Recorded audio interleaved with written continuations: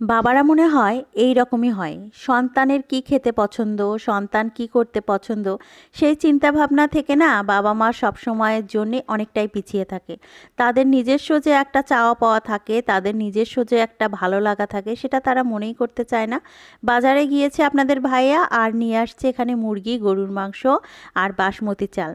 বাসমতি চালের বিরিয়ানি রান্না করা হবে ছেলেমেয়ের পছন্দ অনুযায়ী, আর তার সাথে ছেলেমেয়ের পছন্দ অনুযায়ী রোস্ট থাকবে।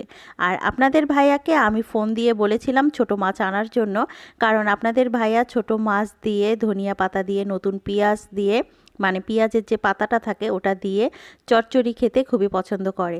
তো সবার পছন্দ অনুযায়ী যখন সব কিছু হবে, তখন আপনাদের ভাইয়ারটা তো আমাকেই দেখতে হবে, তাই না?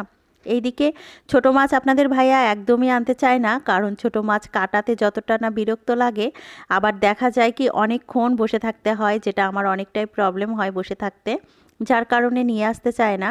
তারপরেও আজকে আমি বলেছি যে না, নিয়ে আসিও, যেহেতু আজকে আমি বাসায় আছি, আমি আজকে ছোট মাছ কেটে রেডি করে রাখবো। তো যতটুকু পেয়েছে নিয়ে আসছে। আসলে ছোট মাছ কিনতে গেলে একটু সকাল সকালই বাজারে যেতে হয়, আপনাদের ভাইয়া যেতে একটু দেরি করেছিল, যার কারণে আর ভালো তেমন একটা পাওয়া যায়নি। এখানে আমি রোস্টটা এখন ভেজে নিচ্ছি, রোস্টটা হালকা ভেজেই আজকে রোস্ট করব। আসলে যখন দেখা যায় ছেলে মেয়ে কোনো কিছু খেতে চায় আর সেটা তার বাবা নিয়ে আসে আর আমাকে রান্না করে দিতে হয়, তখন কিন্তু আমার ছোটোবেলার কথা মনে পড়ে যায়।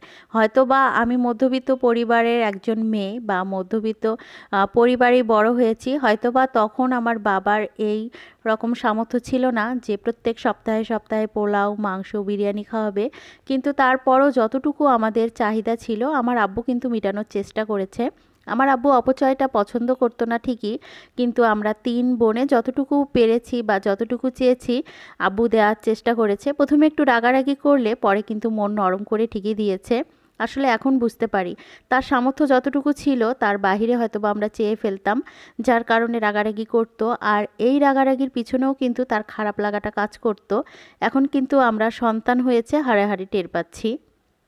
আমার সন্তানেরা যদি এমন কিছু চায় যেটা হয়তো বা আমার সামর্থ্যের বাহিরে আমি দিতে পারবো না, তখন তো আমি একটু রাগারাগি করবই।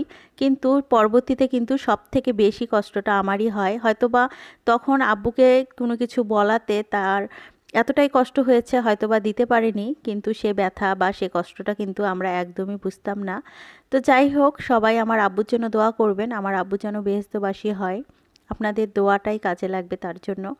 আর এখানে আমার রোস্টটা হয়ে গিয়েছে, আমার ছেলে মেয়ের পছন্দের খাবার, তারা রোস্ট অনেক পছন্দ করে। তো ছেলে মেয়ের জন্য আজকে একটু সামান্য আয়োজন করেছি।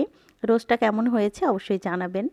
আর এইদিকে কিন্তু আমার বিরিয়ানিটাও একেবারে রেডি হয়েছে। সবাই ভালো থাকবেন, সুস্থ থাকবেন, আমাদের সবার জন্য মন থেকে দোয়া করবেন। শেষ করছি এই পর্যন্তই। আল্লাহ হাফেজ।